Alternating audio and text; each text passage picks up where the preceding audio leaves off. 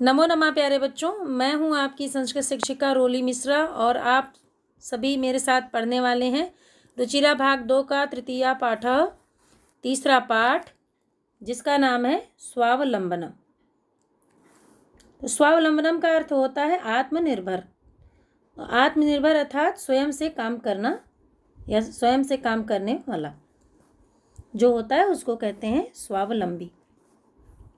इस पाठ में आप संख्यावाची शब्दाः तदेतत् शब्दौ च, ये लिखने का मतलब है कि इस पाठ में आप सभी संख्यावाची शब्दों को देखेंगे अर्थात संस्कृत में संख्याओं को सीखेंगे।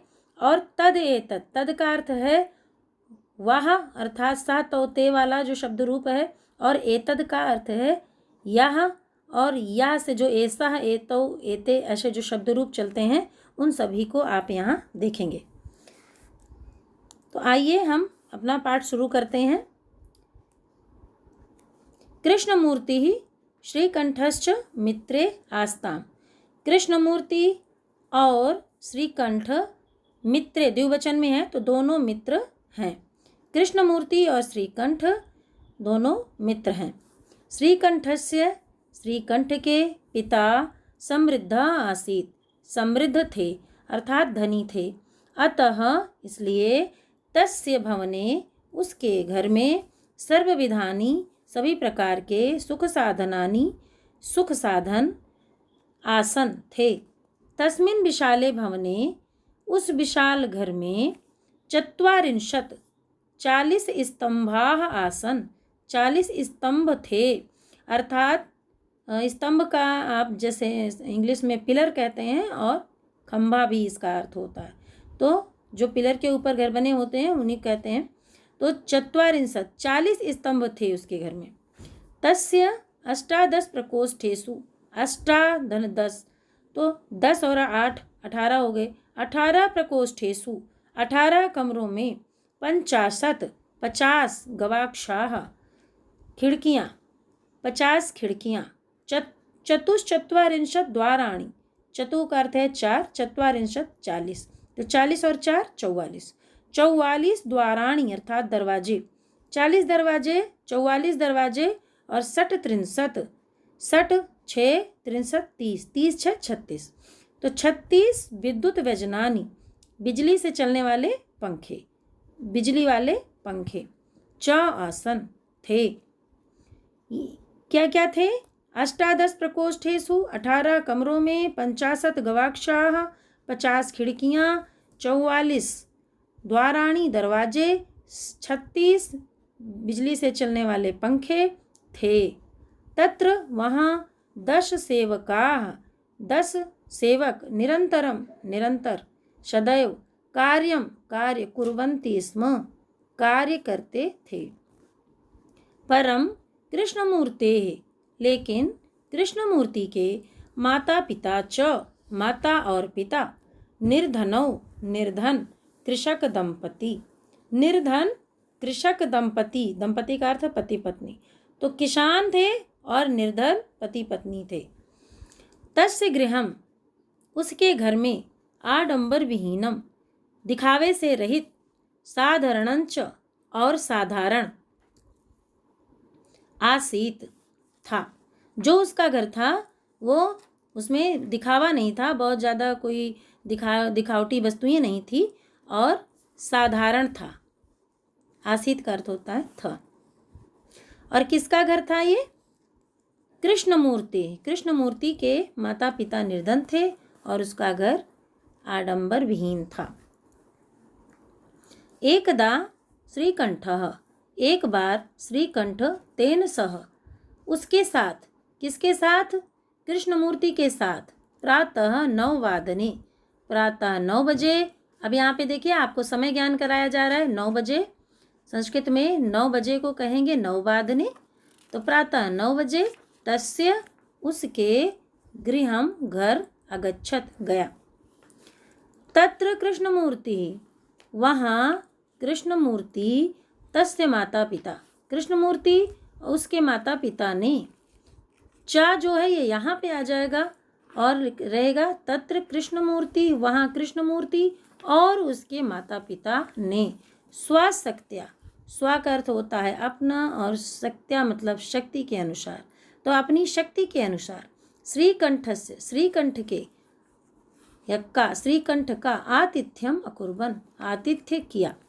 एतत् दृष्ट्वा, ऐसा देख करके, अभी आपने एतद शब्द रूप वहाँ ऊपर देखा था, उसी का है ये एतत्। देखो एतत्, यह देख करके श्रीकंठ, श्रीकंठ अकथयत, बोला, या श्रीकंठ ने कहा, मित्र, हे मित्र, ये संबोधन का चिन्ह है, तो हे मित्र, अहम भवताम, मैं आपके सत्कारेण, सत्कार से, जो सेवा सत्कार आपने किया है, संतुष्टो अस्मि, संतुष्ट हूँ, खुश हूँ, केवलम, केवल, इदम एव, एव का अर्थ है ही, इदम यह ही, मम दुखम, केवल यह ही मेरा दुख है, यत कि, तव तुम्हारे, गृहे घर में, एको अपि एक भी, भृत्यः नौकर नास्ति नहीं है, मम सत्काराय, मेरे सत्कार में,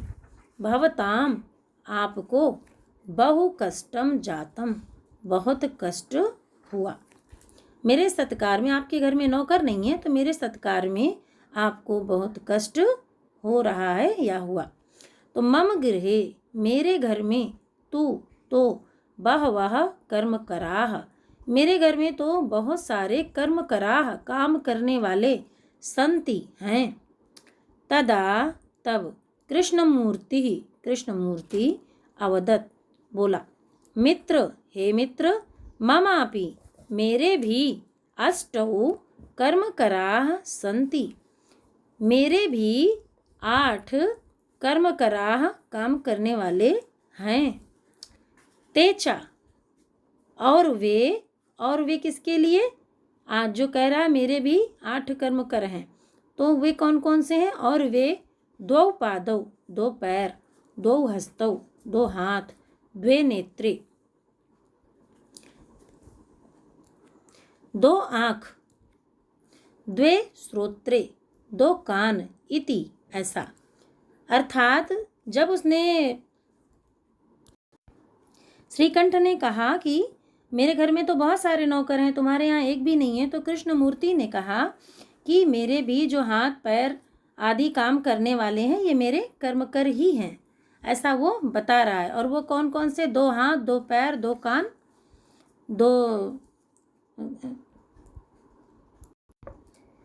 2 आँख हैं, ऐसा उसने कहा। एते, ये सभी, प्रतिक्षणम मम सहायकाः, ये सभी प्रतिक्षण मेरे सहायक हैं, मेरे लिए काम करते हैं। अब देखिए एते जो शब्द रूप है वो आपका आ गया एतत् वाले में से, एते बहुवचन पुल्लिंग का है, एते अर्थात ये सभी, प्रतिक्षणम, प्रतिक्षण मेरे सहायक हैं, किंतु लेकिन, तव भृत्याः, तुम्हारे नौकर तो, सदैव, हमेशा, सर्वत्र, सभी जगह, च, और, उपस्थिताः, उपस्थित, भवितुम, उपस्थित होने के लिए, ना शक्नुवन्ति, सक्षम नहीं हैं, अर्थात जो तुम्हारे नौकर हैं वो सभी जगह हर समय उपस्थित नहीं हो सकते हैं। तुम तो स्वकार्याय, अपने कार्य के लिए, भृत्याधीन, नौकरों के अधीन हो, यदा यदा, जब जब, वे, ते का अर्थ है वे, अनुपस्थिता, अनुपस्थित होंगे, तुम्हारे पास नहीं रहेंगे, तदा तदा, तब तब, तुम कष्टम अनुभवसी, कष्ट का अनुभव करोगे। स्वावलंबने, स्वावलंबने अर्थात अपना काम करने में, आत्मनिर्भर होने में, तू सर्वदा सुखमेव, आत्मनिर्भर होने में तो सदैव सुख ही है। न कदापि कष्टम भवति, ना का अर्थ है नहीं, कदापि कभी भी कष्ट नहीं होता है, अर्थात स्वयं से कार्य जो करता है उसके लिए कोई कार्य कष्टकर नहीं होता है। अब देखिए फिर ऐसा जब उसने बताया तो श्रीकंठ ने क्या कहा, श्रीकंठ अवदत, श्रीकंठ बोला, मित्र, हे मित्र, तव वचनानि, तुम्हारी बातों को श्रुत्वा, सुन करके, मम, मेरे, मनसी, मन में, महती, बहुत अधिक,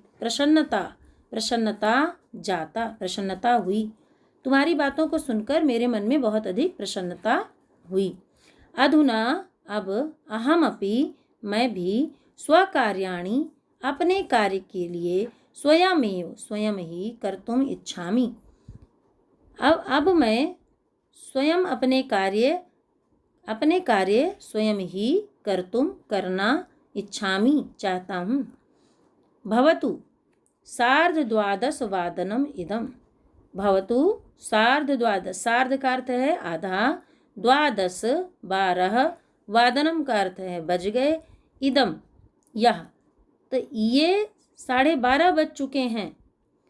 सांप्रतम गृहम चलामि, अब घर चलता हूँ। ये सभी बातें करते हुए उसको 12:30 बज गए, तो वही बोल रहा है कि इस समय अब 12:30 हो चुके हैं और मैं अब घर चलता हूँ। प्यारे बच्चों, आप सभी को इस पाठ में स्वयं से कार्य करने की प्रेरणा दी जा रही है, क्योंकि स्वयं से कार्य करने से आपको स्वयं भी बहुत ही प्रसन्नता होती है और अपने कार्य अच्छे से आप कर पाते हैं। तो आगे चलते हैं। यहाँ पर आपका ये पाठ पूरा हो गया है। अब अभ्यास कार्य की तरफ चलते हैं। पहला प्रश्न है उच्चारणम कुरु, उच्चारण करो। तो उच्चारण करने के लिए ये क्लिष्ट शब्द हैं और संख्याएं लिखी हुई हैं, तो आपको इनको सही से उच्चारण करना है और इसका अर्थ समझना है। विंशति, 20, विंशति को कहते हैं 20, 20। द्वाविंशति, विंशति और द्वा, तो 20 और 2 हो गया 22। द्वाविंशति 22। चतुर्विंशति 20 और 4 24। पंचविंशति 25। अष्टाविंशति 28। नवविंशति 29। त्रिंशत् 30। द्वात्रिंशत् 30 और 2 32। त्रयस्त्रिंशत्, त्रयः धन 63, तो 63 30 होता है, त्रयः 3, तो 30 और 3 33। त्रयस्त्रिंशत्, इसको कैसे उच्चारण करेंगे? त्रयस्त्रिंशत् 33। चतुस्त्रिंशत् 34। अष्टात्रिंशत् 30 और 8 38। नवत्रिंशत् 30 और 9 39। चत्वारिंशत् 40। द्विचत्वारिंशत्, तो चत्वारिंशत् और 2, तो 40 और 2 42। त्रयश्चत्वारिंशत्, त्रयः धन चत्वारिंशत्, 40 और 3 45। चतुश्चत्वारिंशत् 44। सप्तचत्वारिंशत् 40 और 7 47। पंचाशत् 50। प्यारे बच्चों, आपकी बुक में सबसे पीछे की तरफ संख्याएं दी हुई हैं संस्कृत में, तो आप उनको पूरी तरह से पढ़कर अच्छे से याद कर लीजिए। अब आते हैं प्रश्न नंबर 2। अधोलिखिता नाम प्रश्नानाम उत्तराणि लिखत। अधो का अर्थ होता है नीचे, लिखे हुए प्रश्नानाम प्रश्नों के उत्तराणि उत्तर लिखत लिखिए। का नंबर है कस्य भवने सर्वविधानि सुख साधनानि आसन।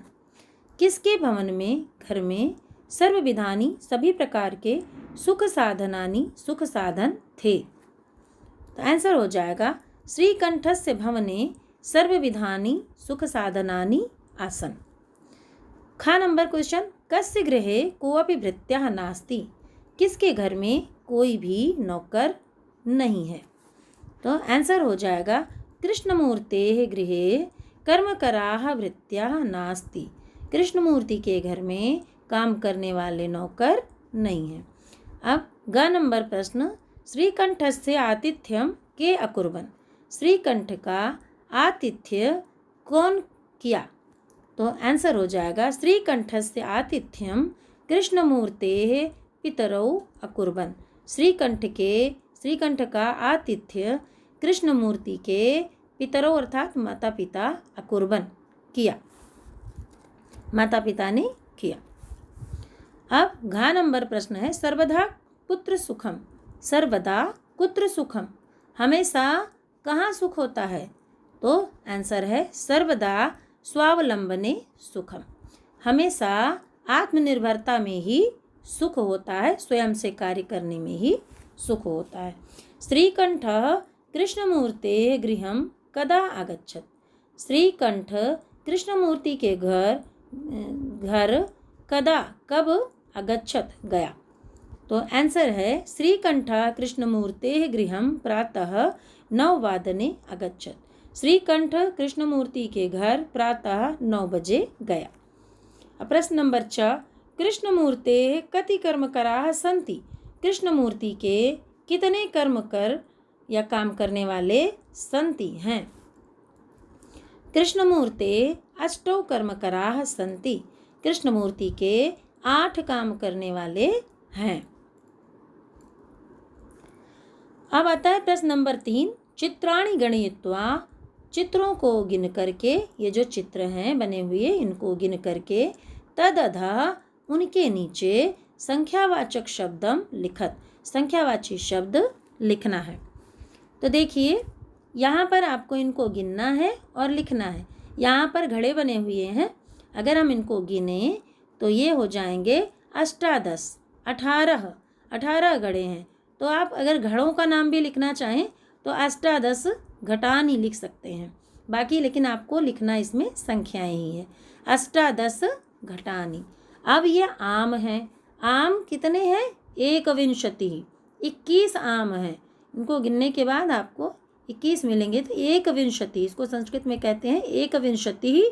अगर आम भी लिखना है तो आम्राह, 21 आम्राह। और ये है गेंद। गेंद को अगर हम गिने तो ये हो जाएंगे 15। संस्कृत में इसको कहेंगे 15।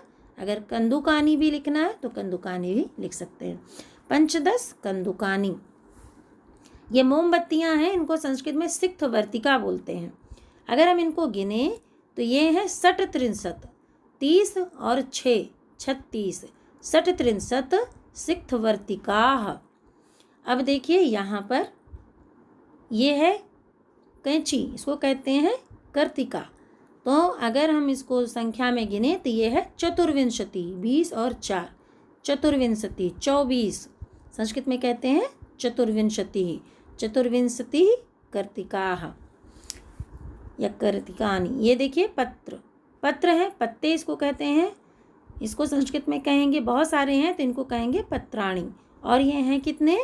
33, 30 और 3, 3 धन 33, 33, 33 पत्राणि, 33 पत्राणि।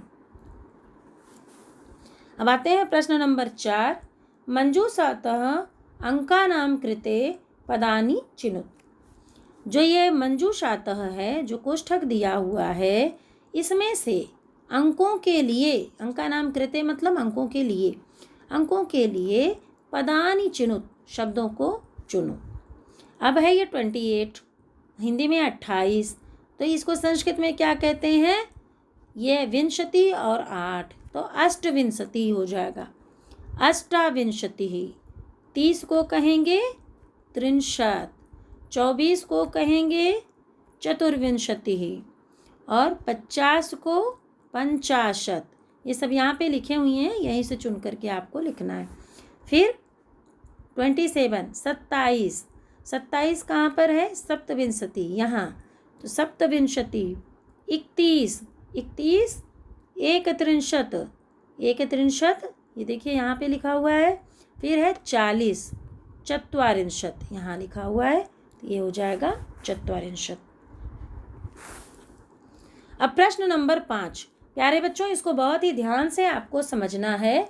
पिछली छोटी कक्षाओं में आप इन सभी के बारे में पढ़ा हुआ है कि जब किसान एक है, और क्योंकि ये पुल्लिंग है और एक किसान है, तो इसको हम कहेंगे एसह।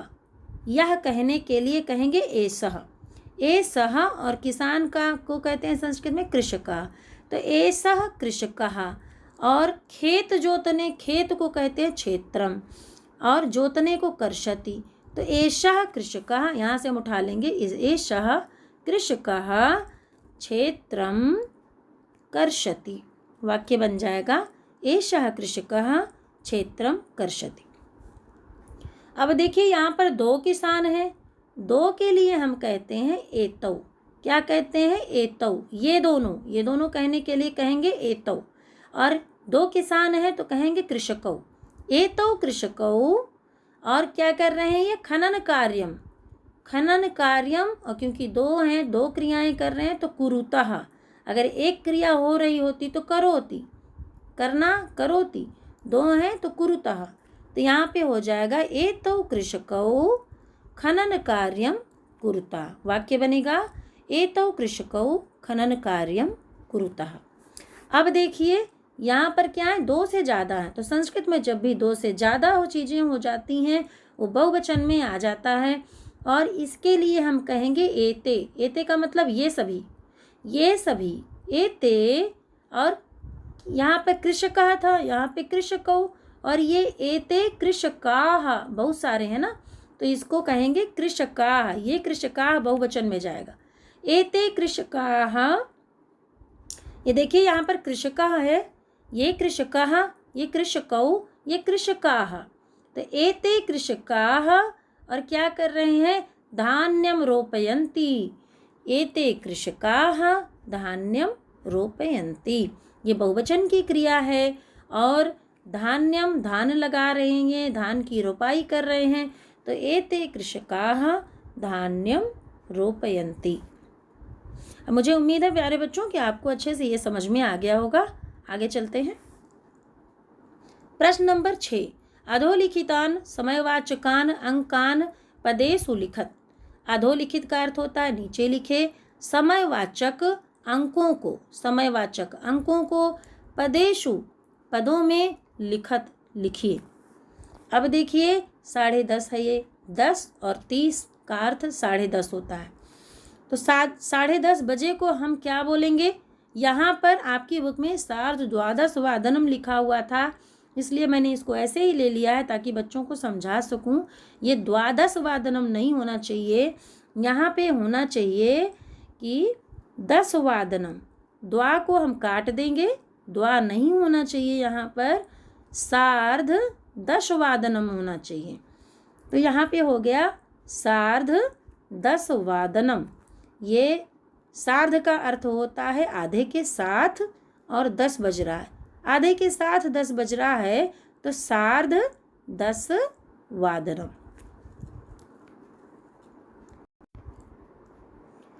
ऐसे ही 7 बज रहा है, 7 बजे को क्या बोलेंगे? सप्तवादनम। वादनम का अर्थ होता है बजना, और 7 बज रहा है तो सप्तवादनम, संस्कृत में बोलेंगे सप्तवादनम।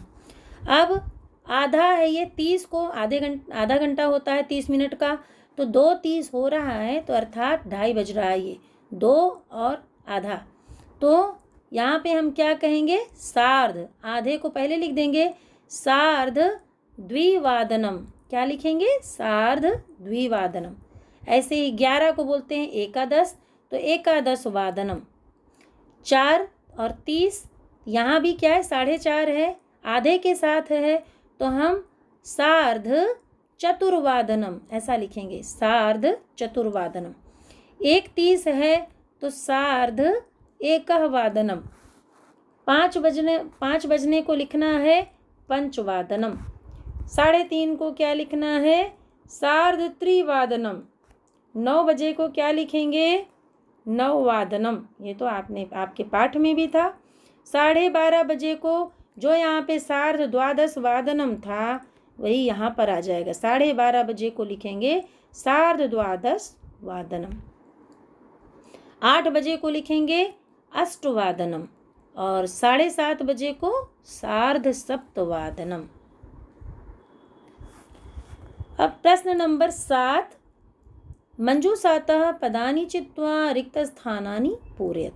मंजूषातः, ये जो मंजूष कोष्ठक बना हुआ है, इससे पदानि मतलब शब्दों को, चित्वा चुन करके, रिक्तस्थानानि पूरयत रिक्त स्थान की पूर्ति करिए। 6:63, 1:63, 2, 12, 28 शब्द दिए गए हैं। अब इसमें कौन किस में भरा जाएगा वो आपको देखना है। का नंबर में लिखा है, आगे डैश है, ऋतवः भवन्ति। ऋतुएं होती हैं। तो कितनी ऋतुएं होती हैं वही नंबर आपको यहाँ लिखना है। तो षड ऋतवः भवन्ति, आगे आ जाएगा 6 ऋतुएं होती हैं। खा नंबर में मासाः भवन्ति, आगे बीच में अंडरलाइन है तो यहाँ पे क्या भरा जाएगा, मास मतलब महीने कितने होते हैं, 12। तो यहाँ भर जाएगा मासाः 12 भवन्ति, महीने 12 होते हैं, महीने 12 होते हैं। एकस्मिन् मासे, किसी एक महीने में 30 अथवा 31 दिवसाः भवन्ति, किसी एक महीने में 30 अथवा 31 दिन होते हैं। आप सभी जानते हैं कि किसी महीने में 30 और किसी महीने में 31 दिन होते हैं। अब देखिए घ नंबर में फरवरी मासे सामान्यतः, फरवरी महीने में सामान्यतः कितने दिन होते हैं, 28 दिनानि भवन्ति, 28 दिन होते हैं। फरवरी मास में सामान्यतः 28 दिन होते हैं। हर एवरी ईयर जो है 28 दिन होते हैं, लेकिन हर चौथे साल ये फरवरी 29 दिन की होती है, जिसको लीप ईयर कहते हैं। अब अंगा नंबर देखिए, मम शरीरे, मेरे शरीर में कितने हस्तौ स्तः, हाथ हैं। तो कितने हाथ हैं आपके, 2 हाथ है ना, तो यहाँ पे क्या हो जाएगा, 2 हस्तौ स्तः, मेरे शरीर में 2 हाथ हैं। प्यारे बच्चों, अभ्यास कार्य सहित आपका पूरा पाठ यहाँ पर पूर्ण हो चुका है और उम्मीद करती हूँ आपको ये पसंद आया होगा और आपने इससे बहुत कुछ सीखा होगा। तो अगर आपको अच्छा लगा तो प्लीज़ लाइक ज़रूर करिएगा। धन्यवाद।